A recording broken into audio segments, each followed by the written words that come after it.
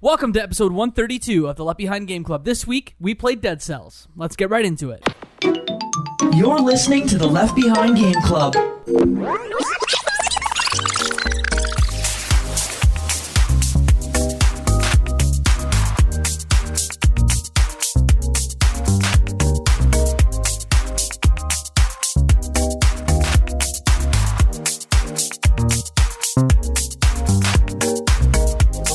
Welcome to the Left Behind Game Club, our never-ending attempt to make sure that no game is left behind. I'm your host, Jacob McCourt, and today I have two friends with me. The first friend, you know him, you love him. His name is Michael Ruffalo. I'm excited to talk about a very good game. And here to talk about a very good game with us, he is the host and co-host of many different podcasts that he will tell you about in... just a host? No, there's too many of them. Co-host? There's so many of them. Adam Gumbert, welcome to the show. Let's go. Let's get that energy level up. You guys are playing around. We have to get excited about this very good video game. So good. Video games? Tell us about the things that you do. Oh, man, I do so many things. You can... Number one thing, just follow me on Twitter at Adam Gumbert. But I do Respawn Aim Fire, which is a video game weekly news podcast. I do Isle of Mr. Rolls, which is a D&D actual play podcast. I do ECG, which is like a talk pop culture podcast. Come check me out on Twitter at Adam Gumbert and follow my podcast and give me a download, please. Be there. If you want to listen to something that connects these two audiences, I was recently on Respawn Aim Fire. They did a Far Cry 6 episode, and it was me and Adam. So if you want a good intro to what he does, that's probably a great spot to start. But Michael, take the man through the Gauntlet. The Gauntlet. Jake, this is where you cut in the gong sound effect. Okay, perfect. All right, so for the listeners who have not been listening to the past couple episodes, this is something we've always done behind the scenes with our guests, and now we're letting you in on it. Adam, I'm going to take you through a series of questions to help the audience get to know you a little bit better. Something like 4 or 5 questions. They're going to come at you hot. Don't think about them too much, but, think about them. Can do. Perfect. Okay, first question. What's a game you did not expect to enjoy, but you did? Dead Cells. Oh, very timely, very timely. What's on the flip of that? What's a popular game that everyone else seems to love, but you don't? Most Nintendo games. Okay. Oh, okay. Is there one in particular that you're like, this is doo-doo? Breath of the Wild. Oh, wow. Michael, you going to throw hands? No, but I feel like we need to carve out some time after this podcast to understand. Absolutely. I need to know. What is the first game you remember playing? Probably Pokemon Yellow, I think. Okay. I'm sure I played something before that. That's the first one I cared about. Yeah, I'm sure I played that Mario Duck Hunt double pack, but I cared about Pokemon first. For sure. So. For sure. What is your most controversial gaming opinion? Metal Gear sucks. Not even. Oh, okay. I'm so with you. Like I've been fighting off these nerds with spoons coming at me for the past couple of years every time I say it. Yeah. Metal Gear is anime, but it's good anime. No, there's a such thing as bad anime. There's a lot of bad anime. And Metal Gear is bad anime. Adam, we're so aligned aside from the Breath of the Wild thing. Yeah. The most anime is trash, but there are all these weebs out there who think that because there's really good anime, that all anime is so good. Mm-hmm. Ask me what I was doing before we recorded. Oh God, what were you doing? I was watching anime. Yeah. Anyway, continue, Mike. Let's see. I think I've got one more for you, and that's what or who got you into video games?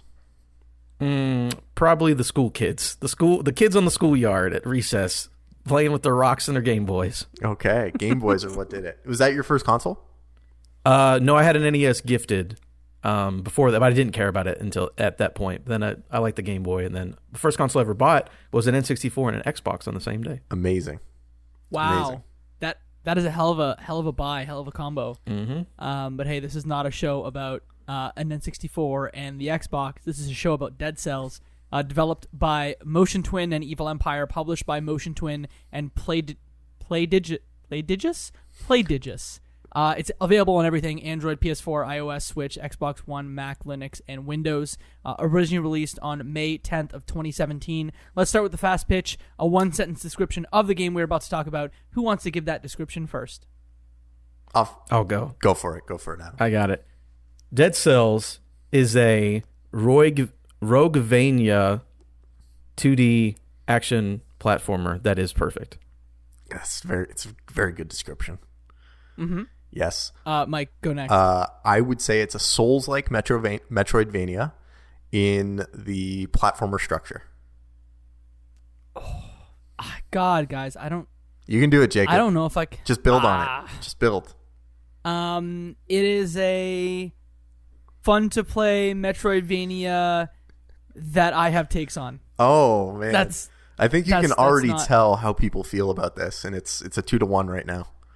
Yeah, I usually come in hot with passion, and passion is not a thing I have here. But we are going to keep it going here with the time capsule. Let's talk about the original release of this game and what came out around it.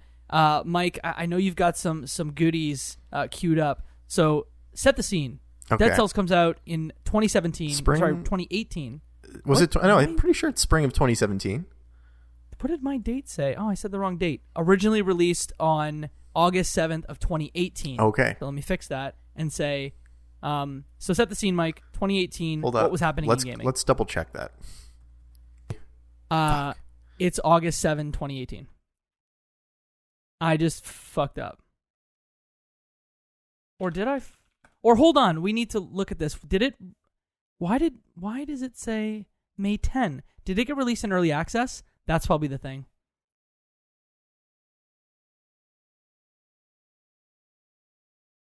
Because if it's early access, then early access. That's why. So let's just stick with that. Just so you don't have to go and redo your research. So let me start over again. Let's keep going here. Mike, I know you have some goodies to help set the scene. This game was released in early access in May of 2017. What was happening in the gaming industry around that time? So I think this was probably, now that I'm looking back on it, this was the moment where I think roguelikes started to become more mainstream. Because this is when Hollow Knight comes out, and at the same time Dead Cells is released in some capacity. And Dead Cells has been getting, I think, quarterly updates at the very minimum since release. It has just had new versions all the time. In the course of playing this for the podcast, I think I've seen 3 different versions of the game roll through. And it always has different balance patches. So, sorry. I will take a step back before I get into all of the ways that this game is amazing. But yeah, other games that came out at this time, I think we're looking at What Remains of Edith Finch. Good. I think we're looking at A Night in the Woods. Yep. I think we're looking at, what other games came out at that time? Tekken 7. What else comes to mind? 2017 games? I think there was a Resident Evil, I'm sure. Yep, you said Resident Evil 7 came out around that time. Horizon Zero Dawn, Breath of the Wild, Cuphead, PUBG. Some of these we played on the podcast. Some bangers. And the year following this, we get Hades. So I think if anyone listened to our previous episode, we're doing a roguelike month with, I think, the games that are compared the most. So it's hard to have this conversation without also talking about Hades, but I think it's going to make it that much richer. So either way, get some experience with both, because I think it's going to enrich your experience listening to this. So we talked a little bit about the space. I think what I'd like to do before we jump into it is we know a little bit, Mike, from our Hades episode, what your experience is with roguelikes. So I'll start with Adam here. What is your experience with roguelikes? I've played basically all of the popular ones, except for the one that started it. I think a lot of people point to Binding of Isaac is kind of like the modern, reimagining and bringing that genre back into focus. And that's one I have not played, but I have played Hollow Knight, played Hades, even Returnal, because this game, a lot of those roguelike games, I have played a good amount of them. And more recently, I wasn't a fan at the time they came out, but then this whole awesome thing called Game Pass came out, and I was like, hold on, let me check these games out. And then it's like, oh, these are great. So I played basically all of them except for Binding of Isaac, because it was just before my time. Michael, what's your experience like with roguelikes? Yes. So I think also in large part because of Game Pass, which is undefeated, I might add, I've also started to play more roguelikes lately. And I think the first one that I probably had ever played was Binding of Isaac, but I did not get sucked in the way that I think other people did. I was a much bigger fan of Meat Boy. And then ended up playing FTL, and then only games more recently like Hades and Dead Cells and a couple minutes of Hollow Knight. Yeah, I would say that I am kind of a amateur to it. I've played a couple of them. I've played more of the card-based roguelikes, Slay the Spire, Dicey Dungeon, but I've touched some of these other ones. I adore Hades and a few others. Into the Breach I couldn't get into. FTL I liked, but Dead Cells is a game that I enjoyed. But I definitely want to get into it a little bit more with y'all. How did you play this game? I bought it on Switch and was playing it probably 50-50 dock versus portable. No particular call-outs about either version. They worked great, but I'd love to see what it's like on a real console, because I felt like occasionally I'd get just a little hiccup when I was playing on Switch. I found the same thing. So I played it on the Xbox. I would also point out another example of Jacob buying games he didn't need to, because he's got Game Pass.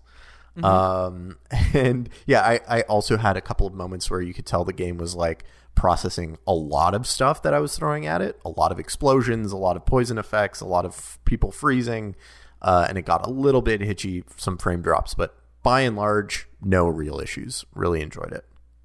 Yep, and I had played initially on Xbox One S back in the day, and then you guys invited me for the podcast, so I got back into it on Xbox Series X in Dolby Vision, baby. Ooh. Oh, man. Ooh. How'd it look? So nice. It looks everything looks great in Dolby Vision. I literally didn't think there was a difference between Dolby Vision and HDR, and I was like, oh no, there's a difference. It looked fantastic. Mm-hmm. I played Hades in Dolby Vision, and I was like, ooh, these 4K assets just on my TV. A little tastier. A little more delicious, Yeah. So I think, Adam, you called this a roguevania because it takes a roguelike and a Metroidvania and puts them together, smashes them together. Set the scene. How is this also like a Souls game? I mean... so many words. Yeah, it's Souls, I think, sort of where you just... I don't know if it's a Souls thing or a roguelike thing where you go at these same things over and over again and you learn patterns, and the game can be very difficult and punishing if you don't pay attention, which you're supposed to do. So, people play with shields. I think higher level people play with shields, but when you're starting out, it's you got to use that roll button or you're just going to get dumped on. And that's a very Souls thing to do. It's you can kill these guys easy if you pay attention and don't get hit. And I think that's where the combat is sort of like a 2D Souls-ish, I would think. Yeah. And I think it's also very similar in that every enemy you defeat gives you essentially one more soul.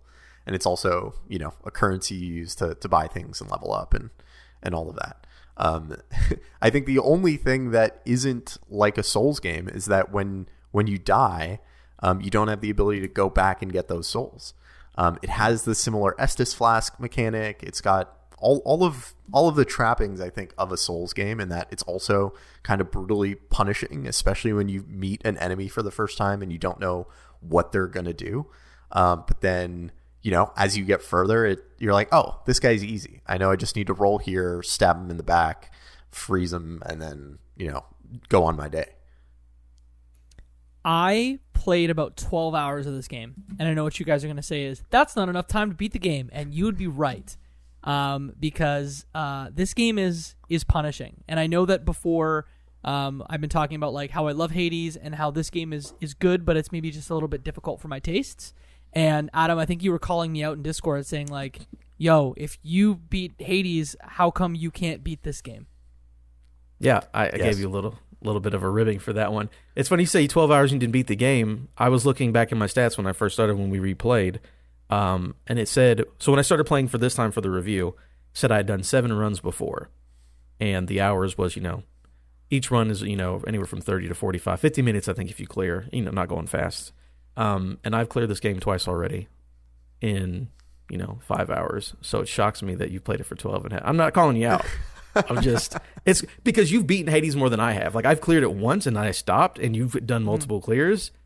And it's just, I don't know. They're very similar. It's just interesting that you have more trouble with this game than you do Hades, which I personally find Hades more difficult. Mm-hmm. I also cheese this game because there's a way to cheese it, so whatever. There are some ways to cheese it, but I totally agree. I was surprised that Jacob didn't have the distance in this, or the connection like he did with Hades.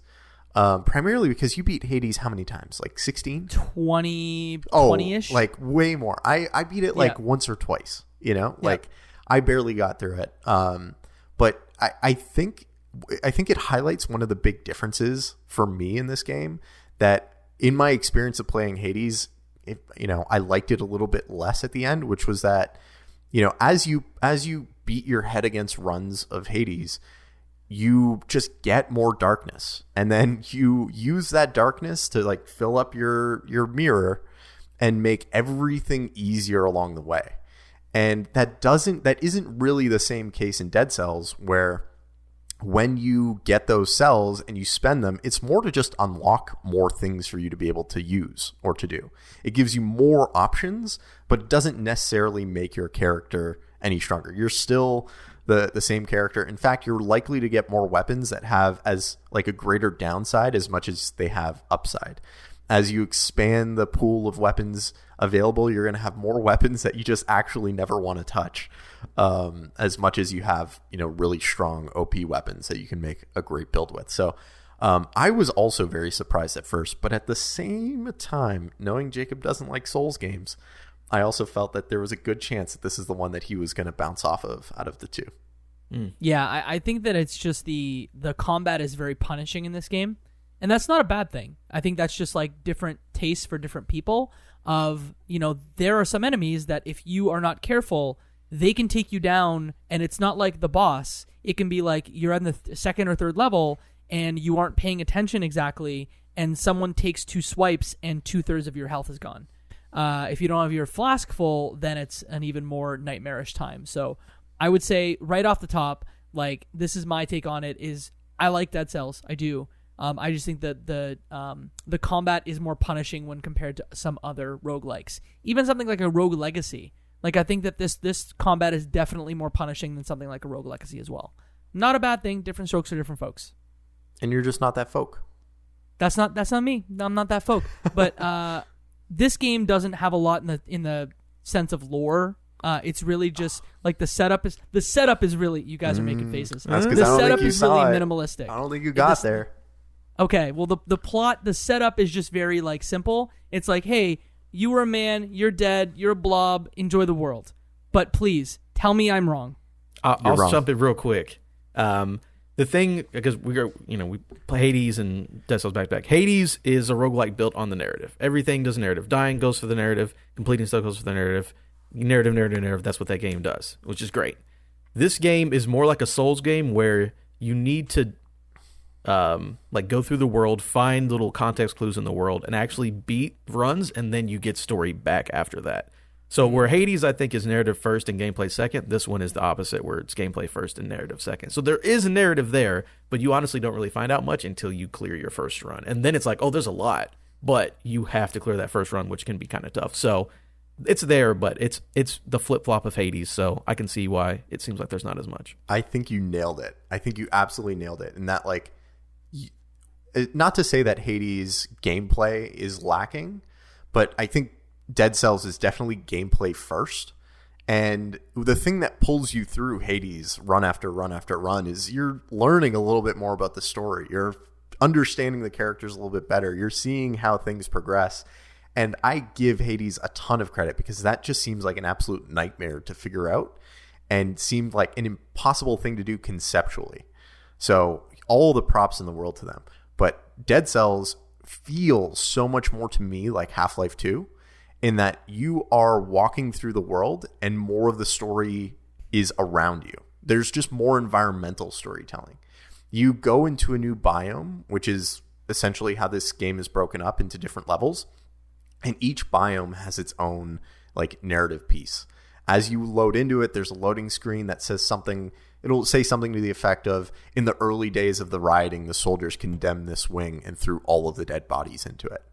Or, there was, they let the sewers to themselves and no one's been down here for 100 years or something like that. And you build up more and more. You break into a prisoner's cell and you read some of the writing on the wall. You find an empty little basement piece and you see that there's this giant door that's just been caved in with slime all around it. And there's just more and more pieces as you move through where you're able to start piecing it together, but it never hits you over the head with like a series of text boxes that you need to read to move on to the next thing, which I understand our chief gun officer is not here, but I am so I was thinking of Mo. Freaking flabbergasted that I could not get this man to play this game because it is the game designed for him. It requires zero reading, and it's all about the insane variety of weapons. Mm-hmm. And he could not do it. So anyway, and the insane variety in like the different biomes that you play in. I only saw some of the biomes, but even the biomes that I saw were varied and just had a lot of life to them. They each have their own little ecosystem of enemies. I think there are always, as you progress, the like base level enemy changes. But I think like when you start, you end up finding a lot of these, they kind of look like rat people with bows and arrows.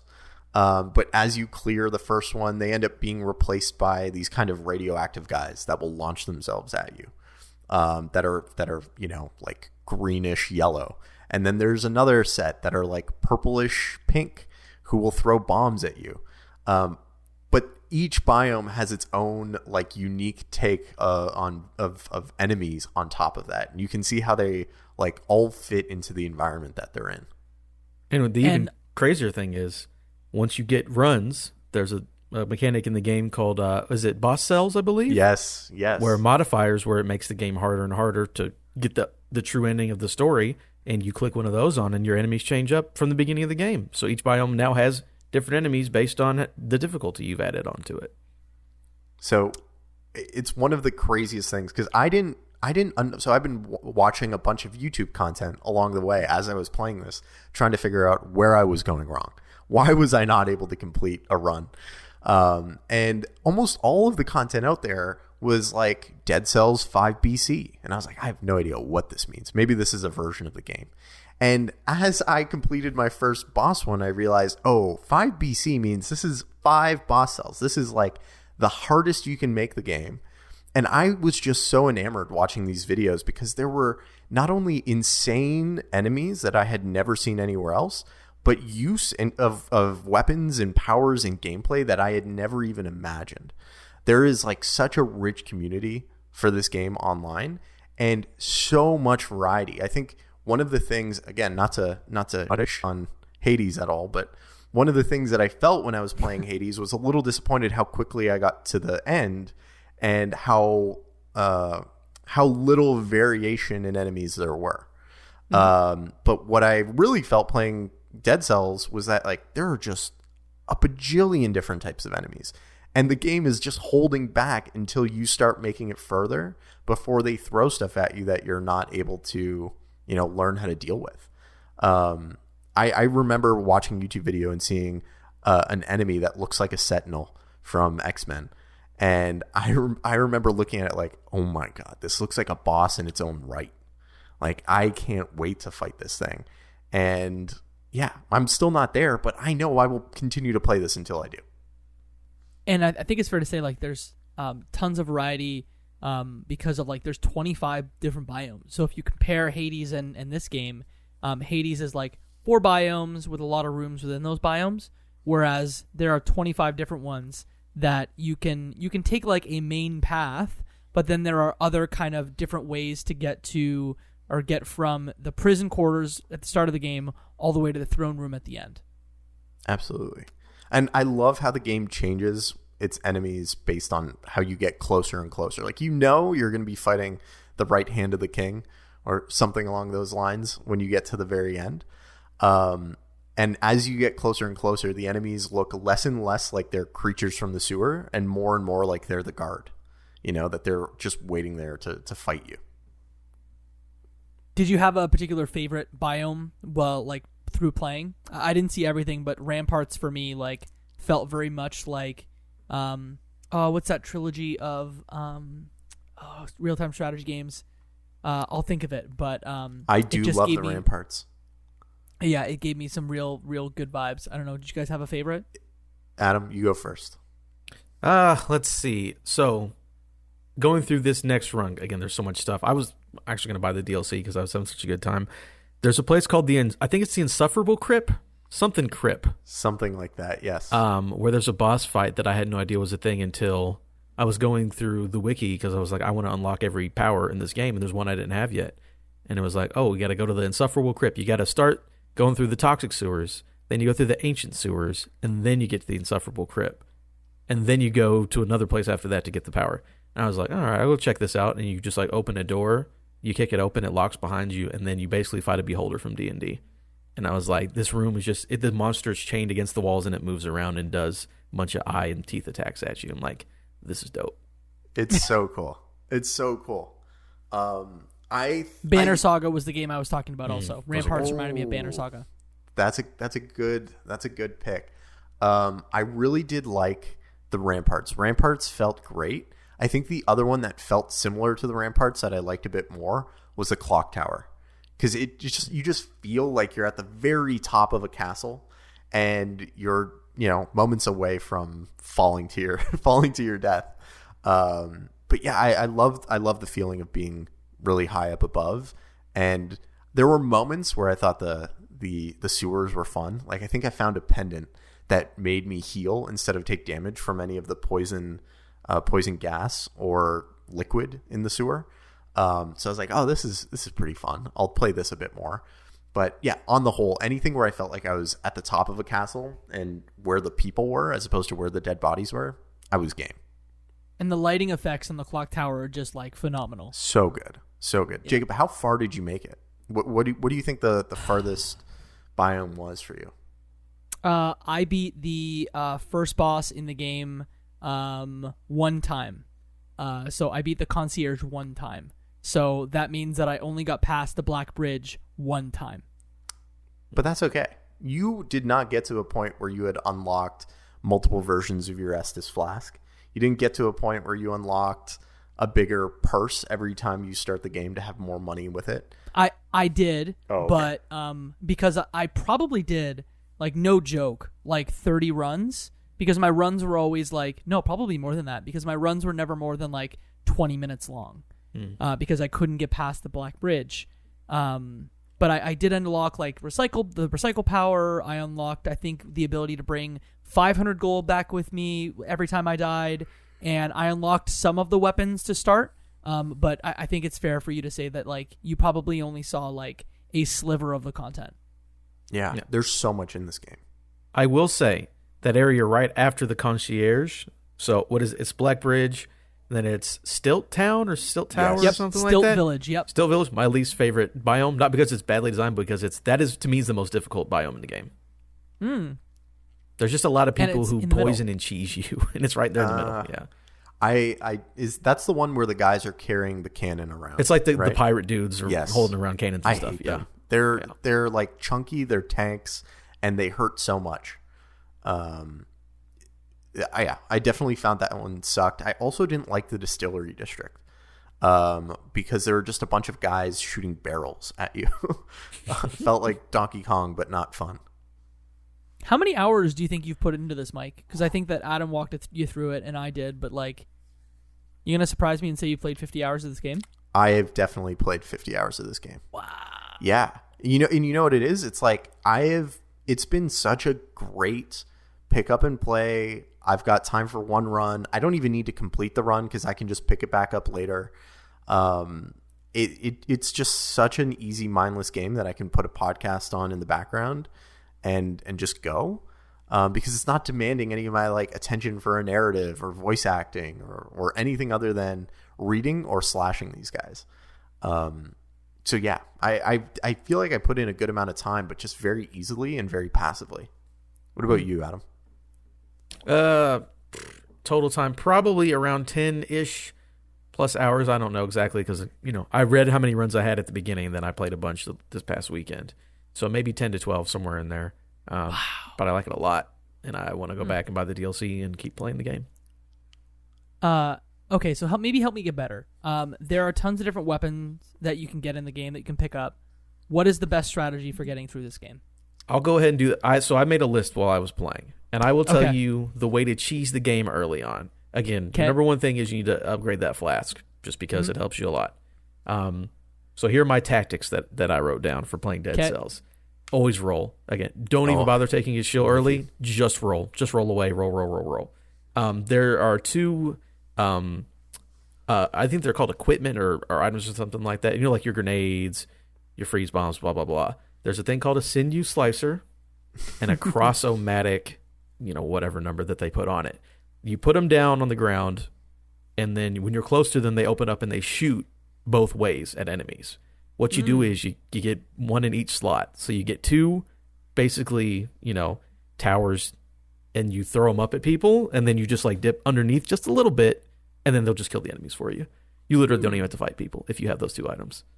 That is 100% the way I got through my first run. I'm like, a crossbow, a medic over there, sinew slicer there, I'll stand up here, and they just kill the bosses for you. You have to clear the game for this one, but once you clear the game a first time, you get a special power. I believe it's called homunculus or something like that, where you can, your little head that you put in your bodies, you can detach it and move it around the level. If you detach it and put it in an area where your body isn't and attach an enemy, it will slowly kill them. You literally don't even have to walk in. Yeah, you don't have to walk in the room. No way. You can slowly kill someone in another room. I had no idea you could do that. Yeah, it's really cool. And whips are great. Whips are fantastic. Yes. Use the electric whip. That's an early game weapon. Electric whip, and then the sinew slicer and crossbow-o-matic. You'll clear it. I guarantee it. Yes. I think that's great advice. I think the other element that for me was like, no duh, but was not something I originally did, was as you move through each biome, I think there's at least 2 scrolls in each biome that you can grab. And the scrolls allow you to upgrade one of 3 different areas. You can upgrade brutality, tactics, or something survival, exactly. So it's either red, purple, or green. And in a lot of cases, you'll end up, upgrading the one that matches the color of your weapons and ends up, increasing the power of it. But then when you get the next one, you'll be like, oh, well, if I get one of the others, it'll give me an extra 70% health instead of an extra 30% health for the one I just got. This game is all about stacking the one type that you get from the beginning. If you can stack as much, let's say red or green or purple as you can, because what ends up happening is each successive scroll will give you less health, but it will still give you plus 15% damage. So it just becomes an exponential curve of how much damage those abilities do or weapons do over time, where you can get to a point where it's a one-hit kill or touch on an enemy, even the big, hardest to defeat ones, and you don't really have to like sweat it much. The more you spread it out, the harder it becomes. Yeah, I think that's definitely like probably my biggest mistake in what we've already talked about, because I usually don't put all 3 different types, but if I have a weapon, let's say, that has 2 of the different characteristics to it, I will split my scrolls between those 2. So I pick up a sinew slicer, it's got purple and red, that means I'm splitting my purple and red, and it sounds like not reaching my full damage potential, even though my HP is probably higher than yours would be. Absolutely. And then like going along with that, if you've got a plus, I don't know, like 4,000% because you've gotten a bajillion of the, scrolls of that color, it would make more sense for you to grab all of the tactics, equipment, different elements of that same color, so that way everything you have is strong, except I didn't do that at the beginning. I ended up just grabbing the weapons that I felt most comfortable with. It also has some really good like environmental things. So if an enemy's standing in water and you've got electrical ability, you can zap everybody in the water. Or if you have a freezing ability and they're in the water, it blocks them solid.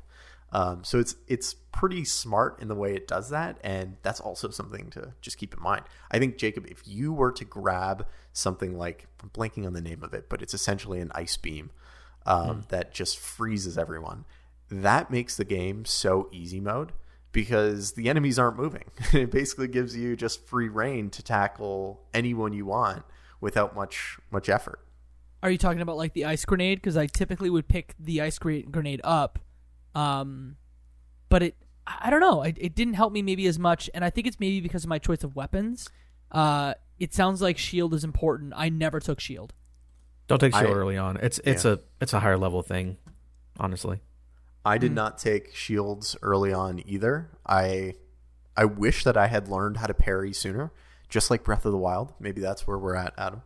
But yeah, I definitely was like super aggro right from the beginning. I was like, grab 2 weapons and figure out how to do it. And that's one of the things that we didn't talk much about, but that's one of the ways that this game differs a lot from Hades, where Hades, you're picking 1 weapon for the run. Dead Cells is all about, we're going to throw a bunch of weapons at you, a bunch of different tools that you can build the right loadout, and you figure out what works for you as you go. It might make sense for you to switch up for a different type of weapon when you get closer to a boss than it does earlier in the game. So it's less about make the run with this one weapon and more about what type of upgrade path are you going? Are you going down the brutality? Are you going down tactics? Or are you going down survival? Yeah, I don't know if you'll stick with it, Jacob, or not, but I don't know when it comes up, but there are eventually things called colorless weapons, where you pick up a legendary item, and it's just like whatever your highest stat is, we'll change this weapon to it. Ooh. So it's always just super, super, super good. Yeah, if it was me, I would say take 1 in green because it gives you the biggest health boost. Put everything else in purple because that purple is your sinew slicer and your crossbow, and just find a weapon that's purple, and get I'm telling you, you'll get your first clear, and then you'll like the game, and we can be best friends again. I don't dislike the game, because I usually go like Assassin's Dagger, Blood Sword, Twin Daggers, but you're like those are weapons for kids. Well, no, it's tougher because you're picking weapons where you have to be up close to an enemy, right? Like the Assassin's Blade, its benefit is it gives you a critical hit when you stab someone in the back. So you have to be rolling around them, and you need to make sure they're not facing you, or you're not going to do optimal damage. The Twin Blades do very shallow strikes very close to the enemy and do a lot of them. And each one of those strikes is not especially strong to begin with. So I think you're just ending up picking weapons that require you to be closer. Whereas if you had done, I don't know, maybe a whip where you're a little bit further away, where you actually have to optimize for being further away, because the whip will do critical damage when the tip of the whip is hitting the enemy and not anywhere in between. So maybe if you pick a weapon that's optimized a little bit more for, maybe I don't have to be here. I don't know if you guys spent a lot of time using these, but one of my absolute favorite weapons for way too long was the magnetic grenade. It's a grenade that when you throw it ends up grabbing everyone in this field and pulling them into one area while it electrocutes them. And it was just such an amazing tool for me whenever anything felt a little too hairy or people were too much on me, I could just drop it. They were all pulled away. I could disengage. I could get some space while it also did a bunch of damage. It was just one of my favorite tools. And I think now I don't like it that much, but where I was in the game at that time, it was just absolutely perfect.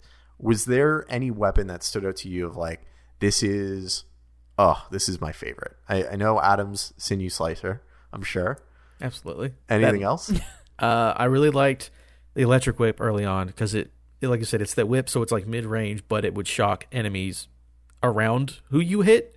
So you throw down a sinew slicer or whatever, so they attack that item instead of you. You stand behind it and whip them. They all take electric damage. I also really enjoyed the big boy sword. I don't want to spoil things. There's an extra cool big boy sword at the end of the game, but the broadsword was really fun for early on because you just run at someone and just whap, and they're gone basically right away. But aren't you afraid that then like you are stuck in that animation? So like it's so big. The sword is massive. Seems like you got him. It hits so hard. Yeah, and you can roll out of the animation, so it's not a big deal. Yeah, I definitely agree with that. Jacob, what weapons did you love so far? I use a lot of the wolf trap actually, and I think that maybe doesn't benefit me given like the fact that I'm using wolf trap and then swords. Like I should be doing wolf trap and crossbows or just bows instead. But I use a lot of grenades. Sometimes I carry 2 sets of grenades, so I'll carry like an ice and a fire grenade, or I'll have because there's a grenade, the infantry grenade. I'll also have that one because it just does a little bit of damage, but it like moves the enemy back, so you can like start a combo after that. So I would say like wolf claw, and then a lot of grenades is typically what I carry. Maybe I should be varying it up a little bit, but I typically don't use shield. Like it's usually either 2 swords or a sword and a low level bow. I absolutely loved the symmetrical blade. That's the one I was talking about, the big boy sword. The big boy sword. We're in spoiler territory. It seems like the weapon that the final boss uses in your first run. And then you get to be able to use it. And it's just this giant blade that it moves kind of slow, but the combo is pretty great. And it hits a good distance on both sides of you. So as long as you don't get hit during that animation, it is hard for it not to clear the room for you. Yeah, Jacob, it's basically Thanos' sword from Endgame. Oh, that's what okay. it is. It's massive in two sides. It's great. It's very good. It's very, very good. I like that a lot. I think the thing that I didn't love about it is it was survival. It was green, and that was, I think, the one time that I completed the game and got my cell. I had a green run. I was running on a survival build. But anytime since, I've been really focusing on the other items because they just seem a whole lot better. But I don't know if you guys got a chance to use the katana. Hattori's katana was fantastic. It does really good quick jabs, but if you hold on to it, your player teleports across and through the other enemies, and it's basically a critical hit, and they disappear. The Hayabusa gauntlets I thought were pretty fun. It's basically infinity gauntlets that you just run up and punch someone and they dissolve. There were some of the powers I thought were fantastic. There was one's called Phase, where it just pulls you behind the enemy and you can do whatever you want to them. And there's another that it looks like the power from the guy in the clock tower boss, where you just dash across the whole floor and it basically attacks everyone that you've run across, and if you press it again, it brings you right back. So it's great for mobility, and it's just a great thing to add damage on top of it. As you can tell, I love the variety of weapons in this game because it just, if you scale it the right way, if you pick the right mutations or the right upgrades, it's such a power trip. You just feel like no one can touch you and that you've got like an ultimate build. What mutations did you end up using? Not to ask for the keys to your strategy here, but I would always pick the same one, and it would be basically the equivalent of Death's Defiance. It's like three words. I can't pronounce it. But that's what I would always pick. And maybe I shouldn't be using that one. No, that's absolutely the right one to pick. Yeah. Okay.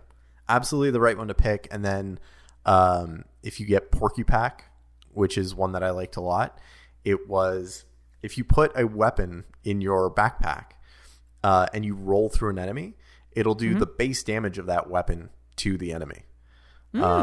So, as you're rolling through enemies already, it just does extra damage on top of it. I would always run the Death Defiance. Yeah, that's what I'm calling it too. I would do Vampirism, and then I would do I forgot what it's called, but it's like support. No, I don't have that one yet. It was the support where it's just like your skills do an extra 15% damage when you're next to them. It's like, well, I'm always next to my turrets, so it just does more damage. Yep. I think that one's just called combo. Yeah, I don't know what it is. It's combo breaker, whatever it is. But yeah, Vampirism's very nice especially if you're trying to always, you always need a little bit of health. Yeah, it's called Igdar Oris Leox is what that one's called every time. Yeah, that was one that I would always pick. What else stood out to you guys? Were there any weapons that you thought were just way too powerful? Were there any enemies that you thought were just absolutely beyond your comprehension for how to get through? I do, but it's a tangent, so I'll let Adam maybe go first. I'll just say I unlocked it recently. I really like the tentacle. Man, that's a fun one. And I found a shield that was a colorless shield, and whenever this one I started learning like, I need to parry, or for this run I'm going to parry. So not only does it, when you parry, it gives them back all their damage, it also had a push on it. So no matter what, I would hit them and they would literally just go back 10 feet. So it's just like, I can just run at people with a shield and just never take damage and push them off the edge.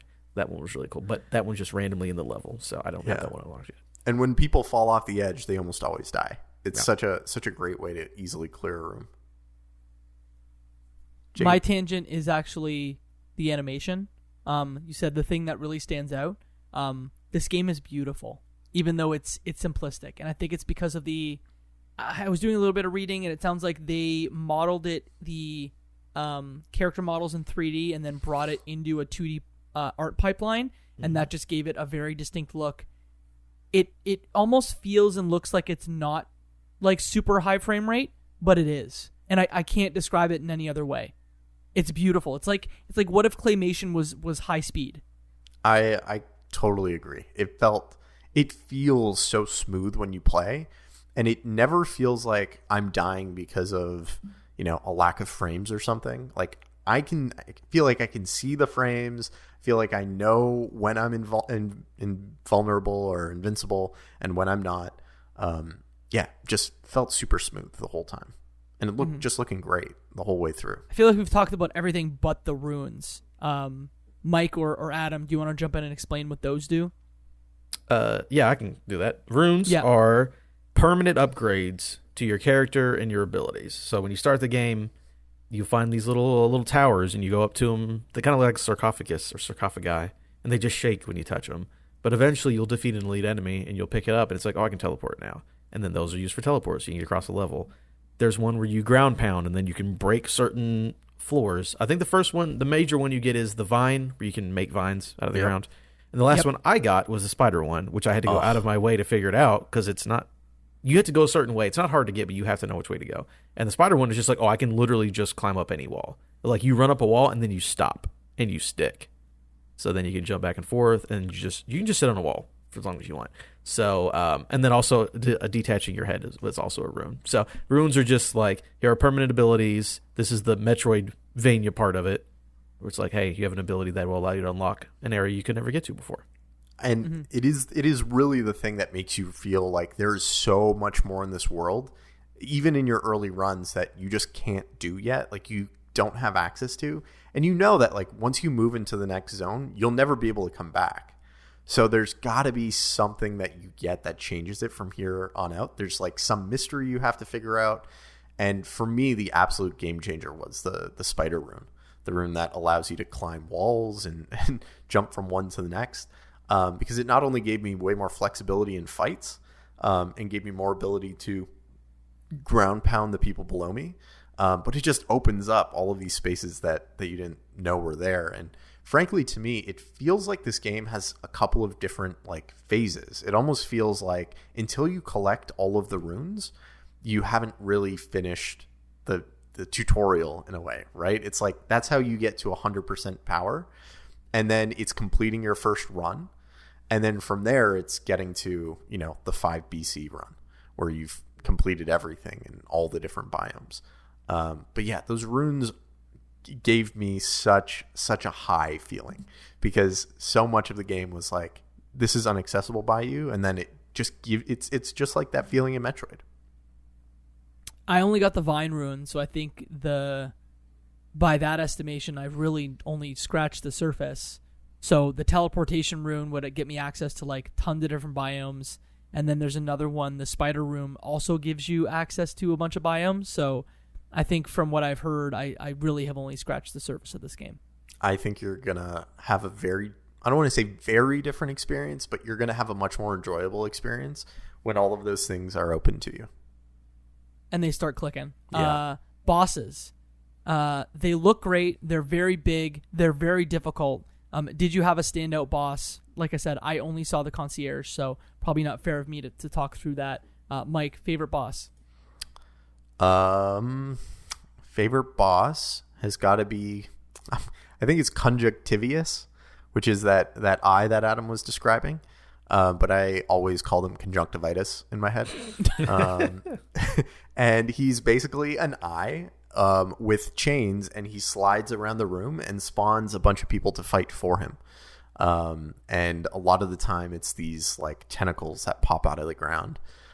So once you, again, just like any other enemy, once you figure out how to fight them, it becomes very quick, very easy. But before that, it's just so frustrating.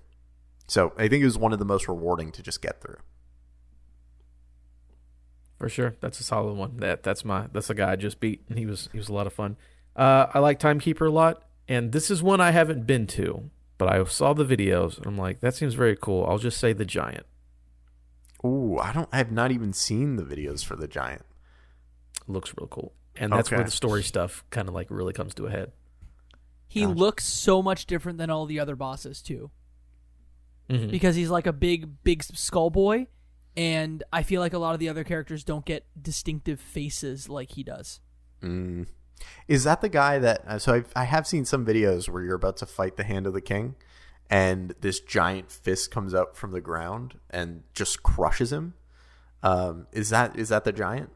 So the giant is when you your first run ever, when you get into the room and there's like the chopping block and you go on the body, on the left side of the screen, there's a big old giant skeleton.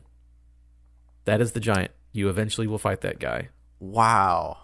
Yes. Man, this game has so much in it. Mm-hmm. That's where the big twist comes at the end of the game too. It's really cool. There's DLC. There's DLC, right? Yes. Mm-hmm. There's what you'll find is, as I think you're going from the first, it's either the first or second biome. You'll find a room with a dead prisoner's body. You rifle through it. It pops out a key, and there are all of these Venus flytraps that you have to bounce off of to get higher and higher up. And I did that multiple times, hoping that I'd be able to get in, but I do not own the DLC, so I have not been able to experience it yet. Sounds like you need to be a buy. There's also like a streaming mode in this game too. I don't know if you guys dove into that at all. No, explain it. So there's a little add-on or like way to use the PC version where in streaming mode you can let your chat affect the world and the game, and they can put get out of here. Really? Yeah, they can use. Essentially, they can be like a partner for you in the chat, and you can like spam certain words that'll have an effect on what happens in the world. So, something that you should definitely check out after this. That's pretty amazing. Yeah. Wow. I'm so impressed. That I feel like that's got to be something that's coming down the pipeline more and more and more. I know Amazon was creating that Lumberyard engine to directly tie into Twitch and do more of that, but I have not really seen games that do that. You yet. thought after Twitch played Pokemon, like that would be a big thing that would constantly happen, and truly it's not been a thing yet. Yeah. So yeah, outside of Telltale games, I don't know any games that really do the Twitch integration stuff. I think from this stage, I think what's fair is for us to kind of talk about the story. So if you're still listening and you don't want the end of Dead Cell spoiled, you might want to skip ahead just a few minutes. But we're going to spoil that story. So please, Adam, I think you watched a video on this just recently. Spoil it. Spoil it, baby. Yeah, I will. I'm the guy who doesn't care about spoilers. I'll spoil anything for myself just because I want to know.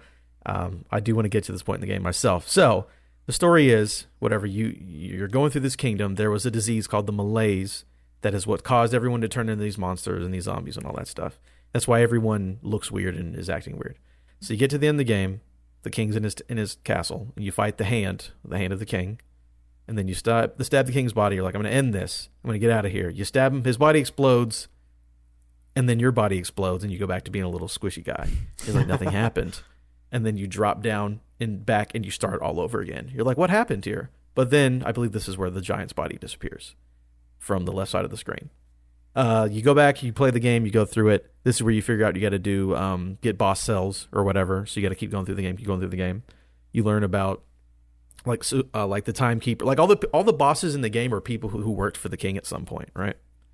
So you can go into the game. That makes sense. The concierge, the timekeeper, conjunctivitis. Yeah, he was basically, the king was going crazy and basically destroyed his realm to hope the disease didn't get out and make things worse. But he went crazy and everyone turned on him and everyone turned into monsters. So you go through that, you get through all your boss cells or whatever. You keep fighting him. You're like, man, what's going on? I keep fighting him. So when you go back and fight the hand, the king is, I believe the king's dead, like destroyed. But you just keep fighting the hand anyways. You go through your boss cells, You get to the end of the game, and with all your boss cells activated, I believe this is the point where the giant becomes activated. And you can go and fight the giant now that you have all 5 boss cells. So you've beaten the game on the 5 difficulties. You go and you fight the giant, whatever. You go through all that. You beat the giant because, again, he was the king's like number 1 warrior guy. And he's like, oh, you've defeated me. I'm sorry, my king. I failed you. And it's like, oh shit, your character was the king the whole time. Oh, like, your squishy head dude. Way. is the king. Wow. So then you're like, oh shit. So then you go back, you fight him again, and then the timekeeper's like, hey, you're messing this up. You need to stop. And she creates a little time portal, and then you get knocked into it. And she's like, oh shit. You go through the game one more time. The king's old body is back. And there's a whole thing. Okay, my bad. So the body's back or whatever. But before that happens, you go to the top of the tower in the observatory, and you have to fight this guy.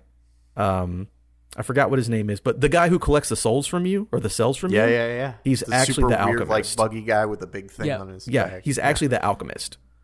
Okay. So he was one of the people who worked for the king, and he made a cure from all the cells that cures the malaise, and he uses it on himself, and you got to find him. He's a bad guy. Whatever. And then you eventually get it for yourself. So you get it for yourself. You go back and you go fight the king or fight the hand. You kill the hand, inject yourself with the cure, and put yourself back into your body. So then, like, you're whole again, and you've reset the timeline because the timekeeper offered up and let you reset the timeline. And then he's sitting there with his wine, and he's like, man, I'm bored. I liked it more when I was running through the sewers and killing stuff. And then, like, there's a bunch of, like, glitching on the screen, and then, like, another version of you, a glitchy version of you from, like, a weird timeline comes, and then you, like, clash with your old self in your weird body. So I think I explained it okay. I kind of went all over the place, but I kind of got there. You were the king, and then there's a time glitch, and then you can go become the king again, and then everyone glitches out. Like when you do the time glitch, the girl who shows up at the very beginning of the game who's like, here's the tutorial, I'm the good knight. She shows up again. You're like, you haven't been here for a long time. You've been gone. But yeah, you're the king, and you do a time glitch, and you fight yourself at the end. That's unreal. Yeah. And that's not even the DLC, so I don't know what happens in the DLC. Yeah. Okay, speaking of the DLC, have you guys watched any of the trailers for this game? I have. Great. They are amazing. Like, they are... Like, I would watch those having no interest in this game, like no connection to it at all, just because it's amazing, like, filmmaking. It's just so well animated, so well put together. Just for me, it's one of the really, like, standout pieces. And I was watching the trailer for the DLC, and it's in that exact same vein, exact same style. It's made me want to get that DLC even more. Mm-hmm. And the DLC is relatively cheap. Like, if you're listening to this and you're like, oh, I'm into this, there's a bundle where you can get, like, the DLC and the game for just a couple extra bucks. So if this is something that you think is going to be enjoyable to you, you may just want to grab that bundle that has both. Yeah, and I would say, like, you know, I think I'd mentioned this at the top. This game has been getting continuous updates and balance patches. So it's continuing to get support at this point, 4 years after release, essentially. Mm-hmm. There's a lot of support here. And it's actually one of the things that made me realize I was playing the game wrong. Like, I was looking up tier lists of, you know, what weapons were the best and what skills and abilities and powers, and only unlocking those weapons and leaving everything else, like, at one cell to unlock it. And then what I realized is, like, no, just, like, unlock everything, have access to everything, because eventually these developers will figure out a way to make every weapon viable. I love, like, walking after every run, and you just see, like, the glass bottles on the ceiling of every single thing that you've collected through the game. I think is super cool. Mm-hmm. So nice. It's such a great, like, little treat. I love all of the different, like, characters who are there that, like, oh, there's this tailor who's going to help you put on the different outfits that you unlock. There's the different modes that allow you to just go in and fight a boss battle or do a run with limited health and limited weapons. Mm-hmm. There's also the custom mode, which I think is really interesting. Like, if you've unlocked a bunch of weapons and you're like, oh, I'm not having fun with this, I really just want to do a run practicing these weapons and these abilities. That's a ruin, You could right? go into the custom mode and only have those unlocked. I think it's through a ruin. It might be. It's on the start menu. Yeah. So there's so much packed into this game. It feels crazy that I've put in what feels like a lot of time and have just barely scratched the surface, which I guess, like, hey, that's what a roguelike is. But this just feels different. It feels like there is so much there to unpack. And even though I keep going through the same biomes, I'm never really getting bored of it. So I need to know, are you going to, like, continue playing? And if so, how long do you think you're going to keep at it? Yeah. So, I think we had talked a bit about this when we were doing Hades, that like, hey, like, I think you and Mo said, hey, definitely going to continue to hop in here and play it pretty casually, just because it's a good way to pass some time. I feel like for me, Dead Cells is that game. Feels like there is a much bigger delta between someone who's bad and someone who's good. It feels like there's always room for improvement, and it feels like I'm always learning new things and experiencing new things. And then most of all, it just requires the least attention from me. Like I feel like I can just get into a flow state and just crank out biome after biome.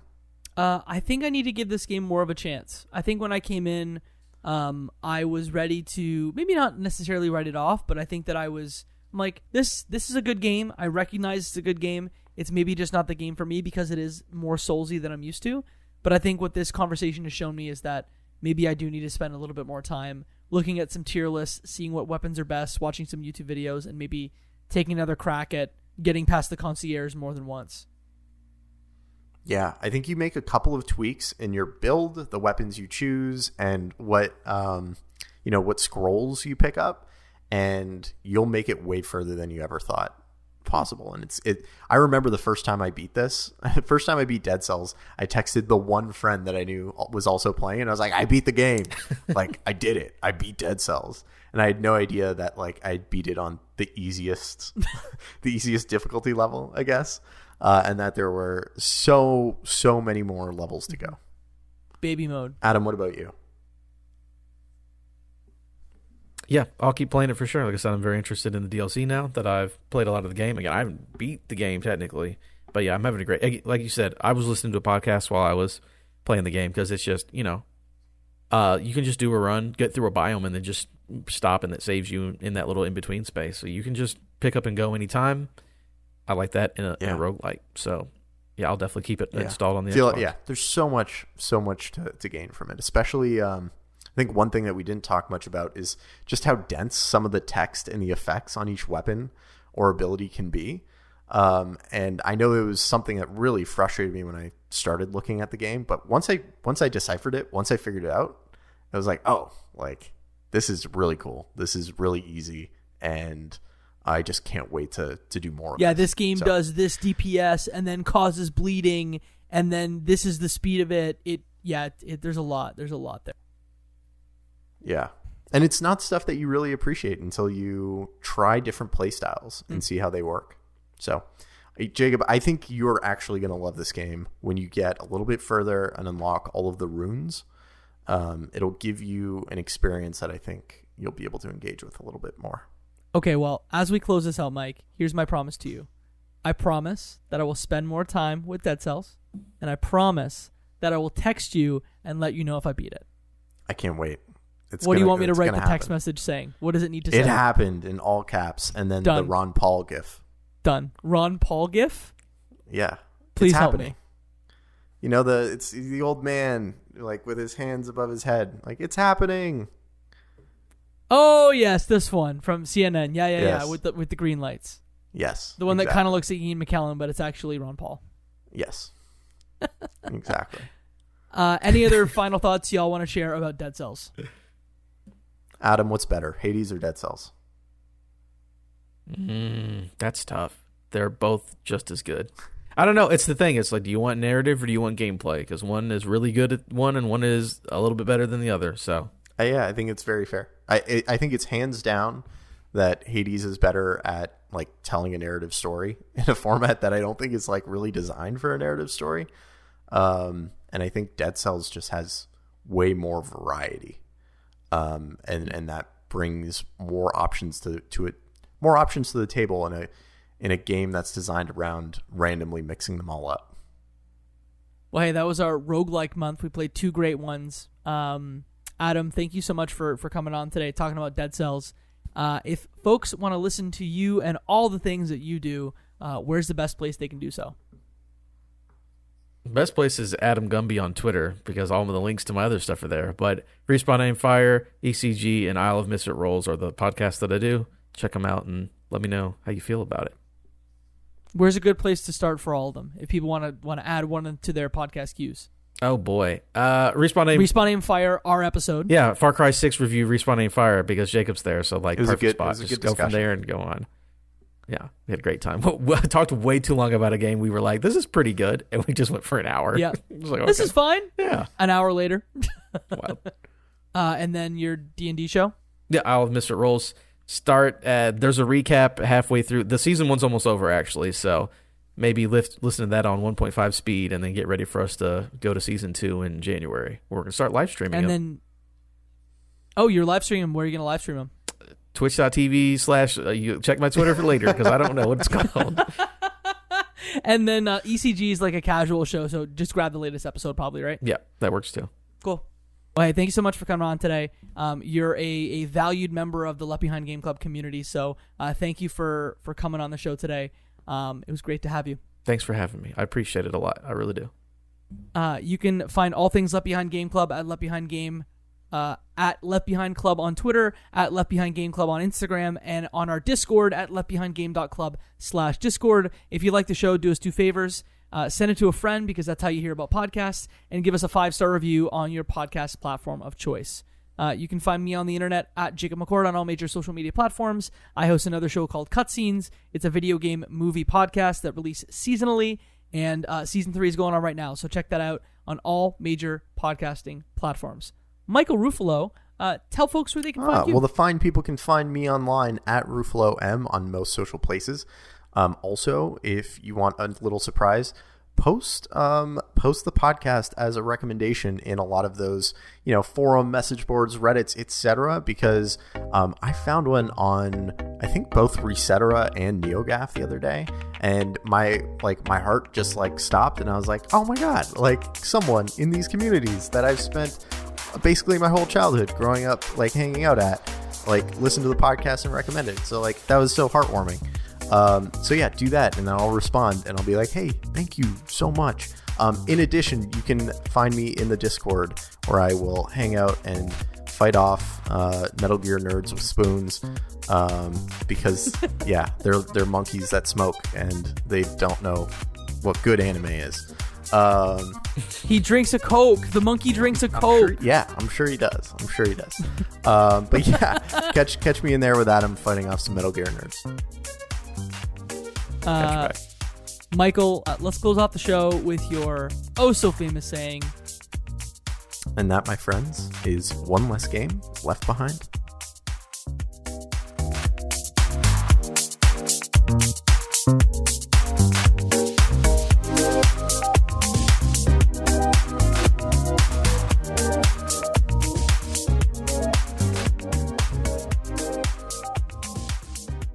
Hey, I'm Jacob McCord. I'm Katie Lesbrance. And I'm Travis Colnett. We are hosting a brand new podcast called Cutscenes. There are tons of video game podcasts and tons of TV film podcasts, but we're going to bring you the intersection of both and talk about video game, movies, and TV. I know what you're thinking.